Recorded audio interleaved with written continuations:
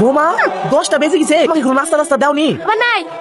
খাবার নাই মানে? আব্বা আপনি তো রোজাই আছেন, পরে সেহরি খেলেন। বোমা আমি রোজা করতে পারবো না, আমার ভীষণ খিদে পেয়েছে, তুমি কিছু খেতে দাও। 10টাতে বেঁচে গেছে, দিনে রাতের বেলা হয়ে গেল। আর একটু কষ্ট করো, তাহলে রোজাটা হয়ে যাবে। এই, কি ব্যাপার? তুমি না রোজা আছো, হাতে বৃষ্টি কেনে? তুমি বৃষ্টি খাচ্ছো? কই না তো, কেবলই তো প্যাকেটটা খুলেছি, তার আগে তো তুমি চলে এসছো, কি করে খাবো? খুব ভালো করেছো, দাও দেখছো।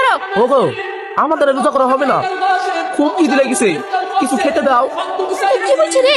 এই রোদে কত লোক মাঠে কাজ করে রোজা রাখছে, আর তুমি বাড়িতে বসে থেকে রোজা করতে পারছো না? এই বয়সে আল্লাহকে একটু ভয় করো, কদিন পরে তো মরে যাবা। এবার সে রোজা ভাঙার চেষ্টা করিছো, তোমার খবর আছে, যাও ঘুমাও গা। আমি জীবনে রোজা করিনি, আর বাড়ির লোকে আমাকে জোর করে রোজা করাইছে। আমি তো জানি আমি এই রোজা করতে পারবো না, এত বড় প্যাটলি সামলানো সম্ভব? আবার না খেয়ে সারাদিন থাকতে হবে। যাই পেটটা একটু ঠান্ডা করে আসি, বাড়ির লোককে যাইতেই দেবো না। আচ্ছা আবার সন্ধ্যেবেলায় কি একসঙ্গে ইফতার করবো। এরবেন চাইতে মিষ্টি আর একটা পাউরুটি দিত। রমজান মাসে দিনের বেলা কিছু বিক্রি নাই, ইফতারের সময় আসো। বলিস কি?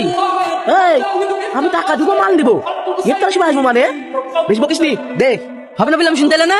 বুড়ি হয়ে যাচ্ছে, আজ বাদ তেল কবর যাবে, আর রোজা করার বেলা নাই, সকাল সকাল খেতে চলে এসছি। যাও এখান থেকে। চাচা ভাত খাবো, এক প্লেট মাংস ভাত দাও তো।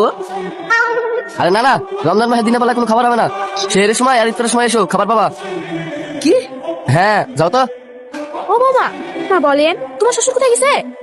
কি জানি মা, আমি তো জানি নেই, জীবনে রোজা করে না, সে সকাল থেকে খাবো খাবো করছিল, কোথায় গেল? রাস্তায় নতুন তো করে বইটরি যায়নি তো? এই সেলিম, হ্যাঁ মা। তোর আব্বা সে সকালে বাড়ি থেকে বেরিয়েছে, এখনো বাড়ি আসেনি, তুই একটু রাস্তায় কি দেখতো, তোর আব্বার কিছু হলো কি?